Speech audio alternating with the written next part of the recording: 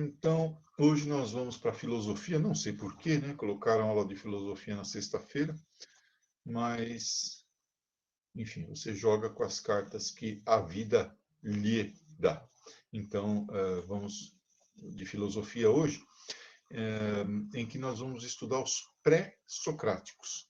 Vamos fazer uma rápida, mas muito breve revisão do que nós já vimos, né? E começar aí os pré-socráticos, né? Engatar aí nos pré-socráticos. Deixa eu ver aqui, iluminação natural, ver se tá uma bosta do mesmo jeito. Mas, enfim, vamos começar então com os pré-socráticos. Iluminação natural em Ribeirão Pires é brincadeira, né? A neblina natural. Bem, tudo que nós falarmos aqui sobre pré-socráticos marca, então, o início da filosofia, né? O início daquilo que é a passagem de uma cosmogonia, que é uma explicação mitológica para a origem das coisas, para a existência das coisas, para uma cosmologia, né? Quer dizer, o entendimento das coisas como através do pensamento racional, através da racionalidade. Tá? Então, é por aí que vai a filosofia pré-socrática. Só para ficar claro, né, mais ou menos aí a nossa jornada, né, esse ano, no primeiro semestre, já no primeiro semestre, nesse livro aí, nós começamos hoje o período cosmológico, né, ou pré-socrático, em que tenta se explicar de forma racional a origem das coisas. Claro, os caras erram, né? Erram, tá? Mas o fundamento do pensamento deles é válido. Tentar encontrar um uno, tentar encontrar um pensamento claro, escapar da cosmogonia, né? Depois, a filosofia grega 2, né? Porque a filosofia grega 1 começa hoje, com os pré-socráticos, e continua na próxima aula de filosofia, seja ela quando for, com os sofistas. Depois nós entramos já no período socrático. Aí tem a filosofia grega 2, tá? Então são os socráticos, Sócrates, Platão e Aristóteles, né? Que deslocam a questão do universo, da physis, da natureza, para a natureza humana. Talvez aí tenha sido um salto cujas consequências não foram previstas, né? Porque quando você faz esse deslocamento da natureza que nos cerca para a natureza humana, você se separa dessa natureza, né? Principalmente a partir de Aristóteles. O ser humano passa a se enxergar como algo separado da natureza. E as consequências ambientais estão sendo sentidas, né? Depois, no período romano, final, né? Período helenístico, período romano, vamos dizer assim, Sêneca, né? Aqueles caras lá, nós começamos a entrar numa sistematização da filosofia enquanto ciência, né? Então, nós temos a divisão em cosmologia e antropologia, como eu disse, né? Natureza e homem, né? São separados agora claramente, tá? Você passa a ter preocupações específicas quanto ao método filosófico, etc, etc. Depois do ano, aí estamos indo sempre em marcha ré, né? Antes de Cristo, tá? Aí, no ano do século 3 antes de Cristo até o século 7 depois de Cristo, né? Essa fase de transição inclui já uma parte de filosofia medieval com a patrística do Santo Agostinho, que tenta, através da fé, ou com a fé em primeiro lugar, explicar racionalmente a existência do homem, enfim, de tudo. Tá? A aprovação pela fé. Primeiro vem a fé. Aí, a filosofia medieval, propriamente dita, do século VII ao XIV, com o Ockham, né? Com aquele menino Santo Tomás de Aquino, com a escolástica, tenta juntar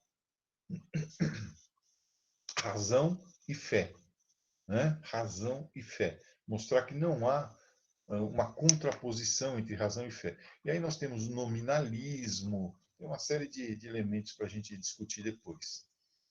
Finalmente, entramos já num questionamento em função das transformações da passagem da Idade Média para a Idade Moderna, um questionamento de como exercer o poder, assim, mais voltado para coisas práticas, tá? Como dominar a natureza, não ficar só refletindo sobre ela. Começa uma espécie de utilitarismo filosófico, vamos dizer assim, que se torna ainda mais forte na filosofia moderna dos séculos XVI ao XIX, né? Com a ascensão da burguesia, o surgimento do Estado absolutista, o capitalismo mercantilista, a ampliação da visão europeia de mundo com as grandes navegações, tá? Depois, lá no século XVIII, o domínio da burguesia. Então, a filosofia moderna, Kant, Descartes, Hume, John Locke, esses caras começam a discutir o próprio conhecimento. Como nós conhecemos? Como o ser humano conhece alguma coisa? Tá? Então, aí nós temos um trajeto bastante árduo para fazer. E aí o iluminismo, né, faz aquilo que Max Weber chamou de o desencantamento do mundo. Tá? O mundo perde totalmente seu sentido mágico, seu sentido teológico, cosmogônico, e passa a ser um mundo totalmente irracional. Essa herança, então, aí nós temos a divisão, né, da filosofia antiga, com a patrística fazendo a mediação entre um período e outro, a medieval e a moderna. Mas, no século XX, começando com Kierkegaard, Nietzsche, né, o dinamarquês Kierkegaard e o alemão Nietzsche, tá? Chegando até mais ou menos ali para vocês, né, a aula 10, acho que é a aula 10, fala sobre a escola de Frankfurt, né, que é uma escola extremamente importante, né, que se forma a partir da Segunda Guerra Mundial e vai até agora, é a filosofia contemporânea, né, a escola de Frankfurt. Aí depois vocês têm, acho que, estudos sobre estética, coisas assim, nas aulas 11 e 12. Então, esse é mais ou menos o roteiro aí do primeiro semestre. No segundo semestre, tem um outro caderno que vai trazer o texto mesmo desses caras todos aí. Né? Então, não é uma releitura, né? Nós vamos direto no clássico para entender textos de Platão, como Fedro, por exemplo, e outros aí. Tá bom? Bem, só para relembrar também, né, a filosofia, as teorias, né, orientalismo, evolução e milagre grego, que acabam até se complementando, né, explicando aí por que a filosofia, como nós a conhecemos, começa lá na Grécia, né? Então, o comércio que abre caminho, né, para o conhecimento de outros povos, a troca de ideias, além da moeda, além do calendário, além do alfabeto, tá? O isolamento entre as cidades, a liberdade religiosa, a liberdade política dos cidadãos, né, que prezavam muito essa liberdade política, tá? Então, havia aí a ideia do debate, né, entre os cidadãos, tá? A divisão social, tentando explicar por que alguns tinham todas as vantagens e outros não, tá? O trabalho do escravo, que permite ao cidadão ter tempo para filosofar. Tudo isso acontecendo aí a partir do século VI. Então, nós temos uma passagem ao orientalismo. Isso aqui hoje é Turquia, ó. No mundo grego, aqui no Mar Egeu, né, e do lado de cá no Mar Jônico, tá? Isso aqui é Turquia, é o orientalismo. Então, em contato com essas tradições daqui, ó, né, que vinham da Pérsia, da Mesopotâmia, aqui em cima, né? Aqui, mais ou menos, era a ilha, a cidade de Troia, né? Então, em Éfeso, né? Nós vamos ter uma importante escola filosófica. Em Mileto, nós vamos ter os primeiros filósofos, como Tales de Mileto, por exemplo. Né? Aqui ainda, né, nós teremos Eleia, tá? Depois Atenas, né, com Sócrates, Platão, Aristóteles. Tá? Enfim, então nós vamos ter aí o milagre grego começando aqui, né? O que reforça a tese do orientalismo, né? Lembrando que aqui do outro lado, que não aparece no mapa, está o Egito, né? Tantas tradições aqui, assim está a Palestina, né, com os fenícios. Então tem uma tradição filosófica, uma tradição de pensamento aí muito grande, né? O que os gregos fazem é pegar esse pensamento, que era ainda muito ligado à religião, e jogar para o lado da racionalidade. Bem, aí estão os primeiros filósofos, então os pré-socráticos, né? Também chamados de filósofos da natureza ou da physis, natureza ou physis. Esses filósofos, então, têm como preocupação fundamental duas coisas. Primeiro, explicar a origem de tudo, né? Que é o apeiron, né? Apeiron, a origem de todas as coisas. A origem de tudo é uma só? É o monismo, como dizia Parmênides de Eleia, né?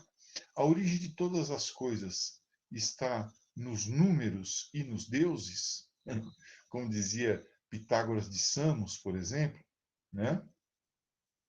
Pitágoras, o velho Pit, que vocês gostam tanto, lá do Teorema, né, que ele aprendeu no Egito, por sinal. O pluralismo de Empédocles de Agrigento, Anaxágoras, Demócrito de Abdera, que fala em água, ar, terra, fogo, fala sobre o átomo, né? Os atomistas, mesmo aqui dos números também, junto com Pitágoras de Samos, nós temos Filolau de Crotona, enfim. Né? Então, o arqué, origem de tudo, e arqué, né? Aí arqueologia, tal, quer dizer, a origem, o antigo de tudo, e o apeiron, a matéria-prima de tudo aquilo que é feito. E eles percebem também que os sentimentos a respeito do mundo, a forma como cada um enxerga o mundo, varia de pessoa para pessoa. E notam, então, que há uma diferença entre aquilo que nós vemos, a verdade, tá? E a aparência. Aquilo que nós vemos é a aparência e a essência das coisas. Né? Quer dizer, aquilo que eu percebo como real nem sempre é real. Né? Quer dizer, quando eu estou sonhando, eu sei que eu estou sonhando. Quando eu vejo uma árvore, será que se eu mostrar essa árvore para outra pessoa, ela vai prestar atenção numa pitanga ali, ó, que está madurinha, esperando para ser bicada pelo pássaro? Enfim. Né? Então, nós temos uma variação de percepções. Cada um vê as coisas de um jeito, mas essas mesmas coisas guardam dentro de si a essência. Né? Os dialéticos, como Platão, diriam que a semente da pitanga não, porque na Grécia não tinha pitanga, né? Mas que a semente da oliveira, por exemplo, né? Da azeitona, a semente da azeitona tem dentro dela toda a azeitona, toda a árvore. Né? Se você plantar a semente, cuidar dela direitinho e tal, vai nascer ali uma oliveira, né? Vai nascer um pé de azeitona. Tá? Então, na semente está a essência de toda a oliveira. Na semente da pitanga está toda a pitangueira. Tá? Então, são preocupações que eles começam a ter. Né? Vamos lá. Assim, eles percebem que as explicações mitológicas, cosmogônicas, já não dão conta da realidade. Elas são alegóricas, elas são didáticas, mas elas não dão conta de explicar os fenômenos todos. Elas são simplistas, são generalistas. Os mitos vêm todos carregados de uma de uma lição de moral muito forte, né? E no lugar do mito, eles pretendem, os filósofos, encontrar o logos, encontrar o conhecimento. Logos, conhecimento, tá? Então, eles querem passar da explicação cosmogônica para a explicação cosmológica, né? Olha lá, baseada no conhecimento e não apenas nas impressões, baseadas na razão. Então, é a busca da razão, né? Cuja origem está em Hadith, raiz. Qual é a raiz das coisas? Qual é a base das coisas? Qual é a essência de tudo que existe? A essência, o arqué. Encontrado esse arqué, do que ele é feito? Ele é feito de água, ar, terra e fogo. Ele é feito do quê? Tá? O que dá origem a tudo? Né? Então, qual a origem? Qual é o princípio da natureza? Né? Qual é o arqué? Tá vendo? É fogo, é água, é o apeiron, uma matéria-prima que a gente vai definir ainda, né? E qual é a realidade? Qual é a essência de tudo que existe? Né? Como eu faço para não ser enganado pelos meus sentidos? É complicado. Você, por exemplo, se apaixona por uma mulher, ou por um rapaz, sei lá. Você se apaixona, enfim. E aí você se apaixona pela aparência ou pela essência da pessoa? Quando aquela pessoa te chama a atenção pela primeira vez, você pode dizer que conhece a essência dela ou você está apenas interpretando com os seus sentidos aquilo que ela projeta dela para você, mesmo que ela esteja projetando como essência dela. A pessoa aparece lá para você, inteligente, culta, calma, tranquila, boazinha, enfim, sei lá. Ela está projetando aquilo para você, né? Mas será que ela é assim mesmo? Nós temos como saber se nós estamos sendo enganados pelos sentidos ou não, né? Ou quando você conhece uma pessoa brava, severa, dura, ela está mostrando a essência dela ou ela está projetando uma espécie de autodefesa? Quantas máscaras nós usamos diariamente para enganar os sentidos dos outros e os nossos próprios sentidos, né? A nossa própria percepção a respeito de nós mesmos. Quando a gente se olha no espelho, a gente não gosta muito do que vê. Eu detesto o que eu vejo quando eu me olho no espelho, né? Então, há uma discussão fundamental, quer dizer, a razão é uma ferramenta suficiente para nós não sermos enganados pelos sentidos? E se nós formos enganados pelos sentidos, isso é ruim? É bom? Né? Então, olha o conjunto de questionamentos que são muito humanos e são muito de hoje, que os pré-socráticos tinham lá no século 6 a.C. Né? Para tentar começar por aí, vieram os monistas, né, da escola jônica. A Jônia é toda aquela região ali onde hoje em dia é a Turquia, né, aquela região que eu mostrei ali, onde tem Mileto, enfim, aquele pedaço ali, Éfeso, né, aquele lado lá do leste da Grécia. Tá? O primeiro deles, Tales, né, Tales de Mileto, como eu contei já para vocês, foi um cara que enriqueceu muito para provar que os filósofos podiam ficar ricos e para provar que o conhecimento pode levar também à riqueza, né? Ele especulou com o preço lá do trigo, né? Enfim, um cara muito inteligente, mas também depois que ele ficou rico, ele virou filósofo puro. Então, bom, vou ficar rico para poder ser filósofo, né? E começou então só a ficar ali com reflexões e tal, já que ele tinha acumulado uma grande fortuna e diz, inclusive, que ele caiu num buraco uma vez, né? Ele estava numa reflexão tão profunda, tal, não percebeu, caiu num buraco, né? Pessoas, então, Tales, Anaximandro e Anaxímenes, né? Por sinal, Anaxímenes foi discípulo de Anaximandro, e Anaximandro foi discípulo de Tales. Tá? O objetivo deles é tentar explicar a origem, a base de tudo aquilo que existe, o arqué, a matéria de que é composta toda a natureza. Né? Eles param de falar em mitologia, param de falar, né, em deuses, em Zeus fez não sei o quê, Hera fez não sei o que lá, né? E começaram então a tentar encontrar um elemento comum a todas as coisas. O Tales, o Tales é desse grupo.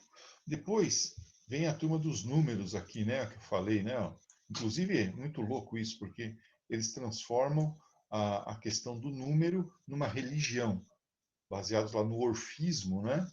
Eles entram em transe ao som de cítara, consumindo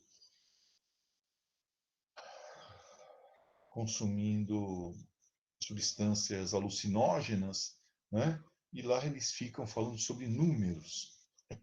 Ó belo 10, ó belo não sei. Bem, depois a escola eleata, né? De Zenão de Eleia, Parmênides de Eleia, Heráclito, que era Heráclito de Éfeso, né? E depois se mudou para Eleia, porque estava sendo perseguido. E, finalmente, o pessoal do movimento, do atomismo, né? do Demócrito de Abdera, Empédocles de Agrigento, Anaxágoras de Agrigento. Tá? Vamos lá. Começando, então, com o Tales de Mileto. Não deixou muita coisa escrita para a gente, mas provou racionalmente que era possível escapar do cerco dos deuses. Né? Ele dizia que o princípio de tudo era a água. A gente não sabe muita coisa dele, não chegou praticamente nenhum texto dele para nós, né? Não sobreviveu, né? Nenhum texto dele para nós. Ele é daquela passagem mesmo da tradição oral para a tradição escrita, né? Tá? Aristóteles via nele o primeiro físico, né? O primeiro filósofo ligado aí à physis, ok? O primeiro pré-socrático. Ele conseguiu também prever um eclipse, né? Então ele provou aí a repetição dos fenômenos, tá? Um filósofo da natureza. Não devemos desprezar o que ele falou sobre água, né? Porque ele buscou racionalidade, porque ele provou que tudo era um, né? Enfim, tá? Então, criou o teorema de Tales, né? Que vocês viram lá, a soma interna dos ângulos de um triângulo é de 180 graus, sempre. Então, foi ele que criou essas coisas aí, só com o pensamento. O outro, Anaxandro de Mileto, já nos traz a ideia do apeiron, ou apeiron, a busca do apeiron. Olha lá, tá? Veja só, esse apeiron não está muito determinado o que é, né? O que nos chega dele, ó, as coisas têm sua origem. Onde as coisas têm sua origem, ocorre sua dissolução. Então, origem e dissolução, os opostos. Segundo a necessidade, pagam reciprocamente a penitência por sua injustiça, conforme a ordem do tempo. O cosmos depende, então, de forças polares que se opõem, né? Anaxandro de Mileto, tá? Então, ele fala em opostos, masculino e feminino, calor e frio, água e terra, né? É desses opostos que nasce a vida, né? É a observação da natureza em torno dele, né? Como nascem as pessoas. Só a água ou só a terra não gera vida, mas se você joga água na terra, gera vida, e assim por diante, tá? Ele século VI nos dizia que a Terra era esférica e já tem gente, e ainda tem gente dizendo hoje que a Terra é plana, né? Mas enfim, está aí o Anaxandro. O outro, Anaxímenes, né? Nos falava sobre o ar. O ar estava em todas as coisas, né? Ar quente, ar frio, né? Olha lá. A Terra é plana, ai, ai, ai, passeia no ar e os corpos celestes giram em torno dela. Esse geocentrismo que permaneceu válido até o século XII, mais ou menos, e agora voltou no século XXI com Jair Bolsonaro e seus seguidores. Né? Geocentrismo ou terraplanismo. Aí. O ar é divino e gera divindades a partir de si. Então, vocês estão vendo que ainda tem muito de pensamento cosmogônico, né? Nas ideias de Anaxímenes de Mileto. Tá? Depois, Pitágoras. Pitágoras e Filolau, né, o seguidor dele, tá? Pitágoras de Samos, uma ilha, né? Depois ele vai lá para Atenas e Filolau de Crotona. Crotona já fica na Itália, tá? Crotona já é uma cidade italiana para onde Filolau leva os ensinamentos do seu mestre Pitágoras, tá? Ele acreditava claramente no número como organizador de todas as coisas, né? Não deixa de ter alguma razão, porque a matemática, a física, a química são linguagens universais, né? Não tem interpretação possível para 2 mais 2 igual a 4. Ela é exata. É possível descobrir leis universais através dos números. Por mais que isso seja doloroso para nós de humanas, né? Olha lá, todas as coisas são números. E quem é que diz que nós não somos números hoje em dia, né? Quem é que diz? Então, insira seu CPF, né? Insira seu RG, qual o número da sua casa, enfim. Né? Quantos alunos tem na classe? Né? Qual é o número de equilíbrio para que a minha empresa comece a dar lucro? Tá? Então, nós temos aí a ideia pitagórica, né? Dessa definição do universal se organizando através dos números. Tá? Ele também fala em transmigração das almas, né? Poderia talvez ser entendido hoje como reencarnação. Fala sobre a ideia de moderação, que depois vai ser seguida por Aristóteles, né? A ideia de ataraxia, né? E aí você com a moderação se salva da reencarnação. É a ideia do orfismo, né? De Orfeu, tá? Que nos traz aí a visão de que você tem uma mente que depois a gente vai chamar de alma e tem um corpo.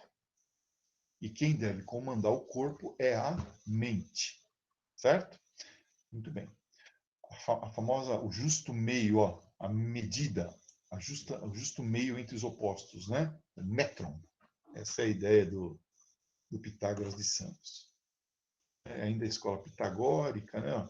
Um pentagrama, né? O número é o princípio de todas as coisas. A natureza forma um todo harmônico, olha, de composição entre o finito e o infinito, né? Então, Deus é o infinito, fora do tempo, e as coisas são finitas, dentro do tempo. O cosmos tem um fogo central, Héstia, que é o Sol, e 9 corpos que giram ao seu redor. Antiterra, Terra, Lua, Sol, 5 planetas observáveis, além das estrelas fixas. Né? Não é geocêntrico, é pirocêntrico. Então, há um Sol no centro, né? Uma fonte de calor no centro. Já estava carregando aqui, né, a coisa para o lado do heliocentrismo, só pela observação. Os eleatas, né, de Eleia, né, Zenão de Eleia, ó, tá Zenão de Eleia, por isso eleatas, né? Por isso eleatas, certo? São os primeiros caras a abandonar totalmente as ideias apenas de observação da natureza ou da explicação cosmogônica. Para eles, toda explicação deveria ter apenas caráter filosófico. Então, Parmênides de Eleia, Heráclito de Éfeso Eleia e Zenão de Eleia. O Parmênides, por exemplo, ele nos diz o seguinte, ó, não há movimento, o movimento não existe. Se você dispara uma flecha, é possível você fotografar hoje em dia a flecha em cada um dos seus momentos paradinha, por exemplo. É possível hoje fotografar um cavalo em alta velocidade, né? em cada momento da sua cavalgada. Então, o movimento é uma ilusão, né? Na verdade, o movimento ele é a composição de vários momentos parados, né? Assim, o ser é único, o ser é e o não ser não é, né? Então, o ser que é, ele só pode ser único, imutável, eterno, né? Porque se não fosse assim, Deus mudou de opinião. Então, ele não é Deus. Ele não pode mudar de opinião. A opinião de Deus tem que ser perfeita o tempo todo. A opinião do ser tem que ser perfeita o tempo todo. Tá? Ele nos fala, então, de um mundo em que nós temos apenas sensações e que a razão fundamental é esse todo, é essa coisa imutável, perfeita, que não pode mudar. Nós vivemos, então, no mundo das coisas, como diria depois Platão, e existe o mundo das ideias, onde tudo está na sua forma perfeita e essencial da razão. Tá? Então, o Parmênides. Já o Heráclito de Éfeso, né, diz exatamente o inverso. Tudo está em mudança. Né? Quando você acha que viu alguma coisa, não. Você não está vendo nada. Aquilo que você viu já se mudou. Tá? Lembra essa expressão aqui? Ó?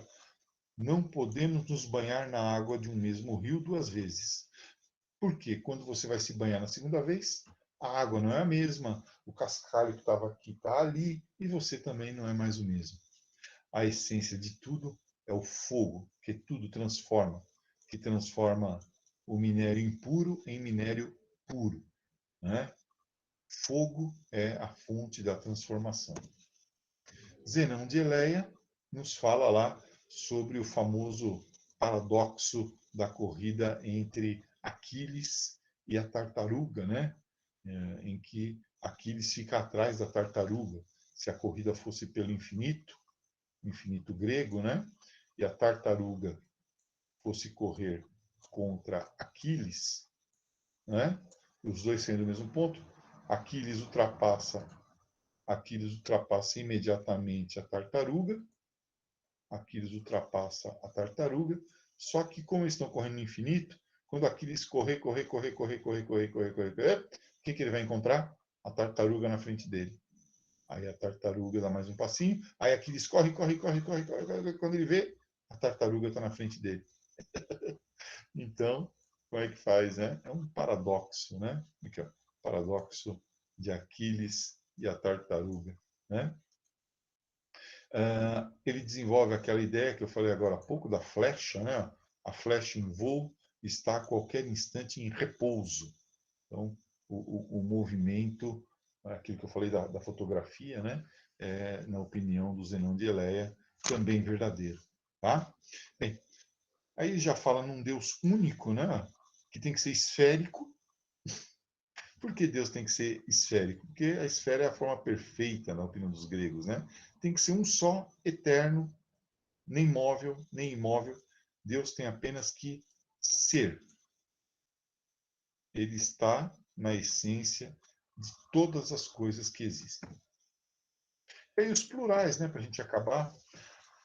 Então, a única realidade são os corpos em movimento, Empédocles de Agrigento, Anaxágoras de Agrigento, e os atomistas, esses aqui são os mais importantes, liderados por Demócrito de Abdera. Vamos ver aqui. Ó. Os quatro elementos para Empédocles de Agrigento, esse que vocês já ouviram falar, né? É só ver os nossos signos, né? O seu signo é o que? Eu sou Gêmeos. Então você é do ar. E você? Eu sou Áries. Então você é do fogo. E você? Eu sou Aquário. Então você é da água. Né? Quem que é da terra? Sei lá, Virgem. Né? Não sei. Enfim, eu sou Escorpião. Então você é da terra. Pronto. Então, fogo, água, ar e terra são os quatro elementos fundamentais que formam todas as coisas, que depois se transformam e voltam a ser aquilo que eram, né? É a concepção cíclica do tempo e da natureza. Anaxágoras de Clasômena fala sobre a ideia da semente. Lembra que eu falei agora há pouco? Que em sua essência traz tudo que existe da árvore a que ela dará origem, né? Então, Os objetos surgem quando as sementes estão reunidas de uma forma tal que do objeto resultante predomina as de uma espécie determinada. Portanto, tudo está em tudo. Se você analisar uma semente no microscópio, você vai ver lá, sei lá o que tem lá dentro. Tem carbono, tem potássio, tem isso, tem aquilo. E dentro dessa combinação desses elementos, nasce um determinado ser, uma determinada árvore, um determinado ser humano. Né? Então, a semente contém, num determinado arranjo específico, cada uma de todas as coisas que existem. Né? E aqui, pronto, Leucipo e Demócrito de Abdera, os atomistas. Né? Todas as coisas são feitas de elementos não divisíveis, e a gente viu o que acontece quando você divide, né? O átomo, a quantidade de energia que é gerada. Vimos em Hiroshima e vemos todos os dias nas usinas nucleares. O átomo não divisível, né? Eles são idênticos, mas são de tamanhos diferentes, se combinam e formam todas as coisas. Se você for dividindo todas as coisas, você vai chegar numa unidade infinitesimalmente pequena que não pode mais ser dividida, que é o átomo, tá? Infinitos em seu número, agitam-se no vazio ao acaso, na opinião deles, e depois eles se combinam formando as coisas, né? Meio que trombando, se grudando, dando aí origem a tudo que existe. Tudo isso no século V ao século IV a.C. Né?